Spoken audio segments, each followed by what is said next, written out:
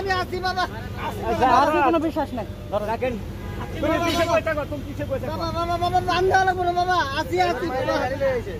ড্রাইভারের মারে যাত্রীর সাথে ওই যে আমার আবার আমি তো মোটরসাইকেল আমার ভাড়া করে দুজন নিয়ে আইছে, অটো জিপিএস আছে। দেখতে দেখতে আমরা মোটরসাইকেল এখন টাইম হলো, মানে আমি তো ভাড়া মারছি। কোন জায়গা থেকে নিয়ে আসছেন? এই বনমালা থেকে। হ্যাঁ হ্যাঁ